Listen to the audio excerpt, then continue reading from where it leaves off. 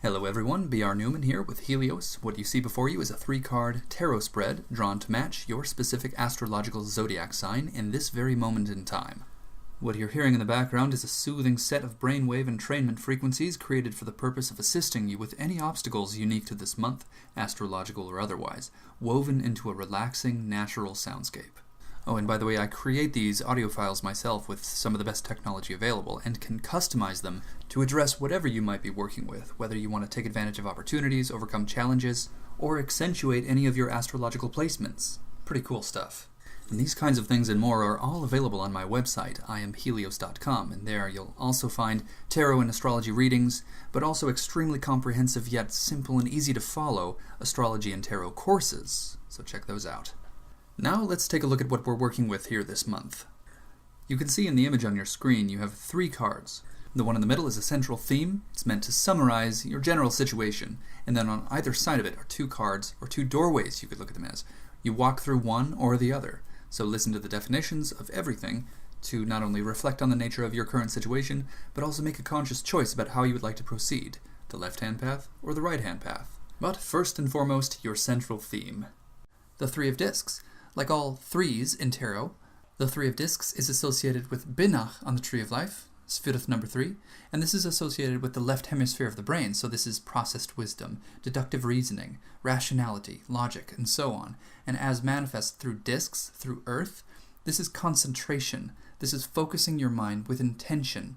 This also has to do with application of will, so applying yourself, getting something done. It has ties to both Capricorn and Mars. Capricorn being the system developer, the business mind, and Mars ruling the way you use your energy. So honing in on something, narrowing in on a certain subject, and applying yourself fully to that, committing. So this is essentially unidirectional in a way. It's fixated. So embracing this card, of course, implies that you have made a decision, that you are going to commit to one specific thing, subject, circumstance, idea, person, etc. It can manifest a number of ways. The important thing here is the quality of your motivation. The intent should be improvement, making something better, making something work for you, making it all profitable for you and everyone involved. So embracing this card involves a concentration of your efforts, commitment, progress, and consistent focus. From this position, you can choose to take the left-hand path or the right-hand path. So we'll start with the left. The Moon. This major arcana card speaks to one's own deep, dark, personal abyss. It casts light upon one's own personal illusions, forcing us to face them. Sometimes we believe them to be real. The Moon never gives us all of the information we require to confidently determine whether or not these visions or experiences are reflections of the real or the unreal, truth or illusion. We are left in the dark, facing the light or the abyss within, waiting for the spark of insight and inspiration to inform ourselves of the reality of our impervious nature, our infinite existence, or our limitless power. But in the meantime, we are left feeling quite vulnerable. The Moon can be very deceptive. The light it shines is not its own, and the degree to which it shines is never consistent, unless you look closely, unless you learn its cycles, discovering how they match your own. The Moon can be a solitary source of light in the dark, or it can be the source of lunacy. It reflects back our natural state. Sometimes we have to believe the illusions we see are real. Sometimes the aspects of ourselves we consider most real are illusions. In any case, embracing this card will entail embracing the shadow, looking at oneself honestly. When the conditions we find ourselves do not allow us to get and maintain our bearings, we must look within. We must inform ourselves. We must confront the reality of ourselves to see what we're all about, where we're going, what we truly intend, desire, what we truly know, and what we don't know. If we proceed unconsciously, this can mean hysteria. This can mean rejection of reality.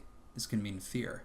But if we proceed with the light of our own personal truth at the forefront of our being, this can entail the deepest self-realization one can imagine.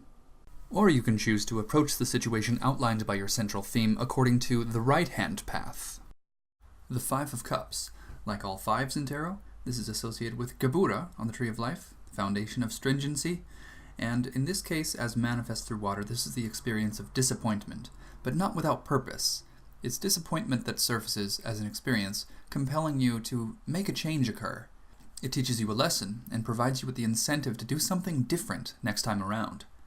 Gebura is a very important sphere. Well, they're all important, of course, but this is what teaches us to set healthy boundaries. In this case, through its manifestation through water, this is the experience of something consistently not working out, something not going as planned. And it has to happen until we get so sick of it, we have to do something about it. We have to make a change occur. Disappointment itself also teaches you to manage your expectations. Are your goals and aspirations realistic? If they're not, then perhaps you're setting yourself up for disappointment, in which case some changes need to be made. Embracing this card entails embracing that possibility. A misuse of this kind of energy will leave you feeling victimized, whereas proper use will empower you through responsibility and accountability. And that concludes this month's complimentary tarot reading. Of course, to get truly serious and very specific in the most useful way possible, you're going to want to contact me for a tarot reading, for an astrology reading, or a tarot-astrology fusion reading. You'll be so glad you did. You can subscribe to my YouTube channel and explore other videos I might have that are relevant to this month. You can subscribe to my website to receive updates, special deals, and freebies as well. I hope you have a really great month. Thank you so much for watching.